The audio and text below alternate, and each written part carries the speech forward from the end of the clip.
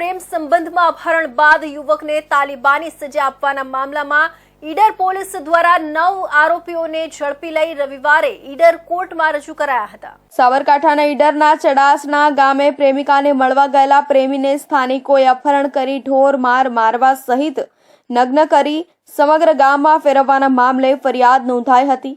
જો કે અંતે સાબરકાંઠા જિલ્લા SC/ST સેલ તેમજ ઈડર પોલીસ દ્વારા 9 આરોપીઓને ઝડપી લઈ રવિવારે ઈડર કોર્ટમાં રજૂ કરાયા છે તેમજ આગામી સમયમાં કાયદેસરની કાર્યવાહી હાથ ધરાઈ છે। અને સાબરકાંઠાના ઈડરના ચડાસણા ગામે 3 દિવસ અગાઉ પ્રેમિકાને મળવા ગયેલા પ્રેમી મામલે સમગ્ર ગામમાં હંગામો સર્જાયો હતો તેમજ સ્થાનિકોએ આ મામલે યુવકને કોલ્ડ સ્ટોરેજમાંથી અપહરણ કરી ઢોર માર્યો હતો।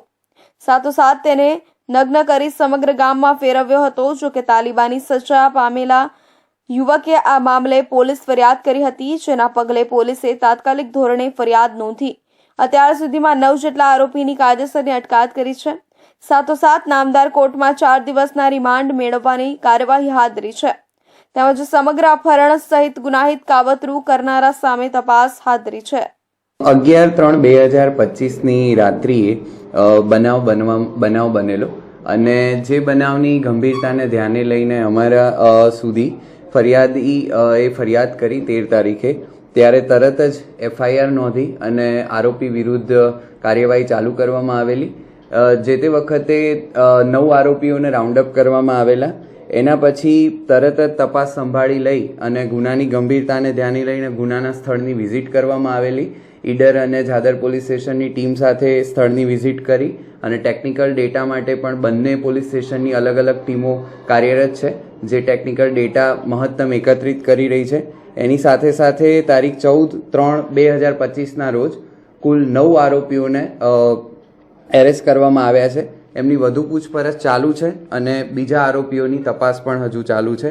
મહત્તમ પુરાવા એકત્રિત કરવા માટે બંને પોલીસ સ્ટેશનની ટીમ અને અમારી SC/STની ટીમ જે છે એ અત્યારે હાલ કાર્યરત છે।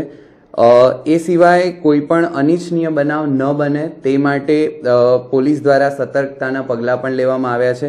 ઈડર અને ઝાદર બંને પોલીસ સ્ટેશન ને તકેદારી રાખવા માટે સૂચન કરેલ છે અને હાલ ત્યાં બંદોબસ્ત ચાલુ છે। જોકે આગામી સમય હજુ કેટલા આરોપીઓની અટકાયત થશે તેમજ ગુનાહિત કૃત્ય પાછળ કેટલા લોકો જવાબદાર હતા તેની ઊંડાણપૂર્વકની તપાસ હાથ ધરવાની શરૂઆત કરાઈ છે। સાથોસાથ ન્યાયિક પ્રક્રિયા અંતર્ગત ન્યાયાલયમાં પણ અટકાયત કરેલા તમામ આરોપીઓને રજૂ કરાયા હતા।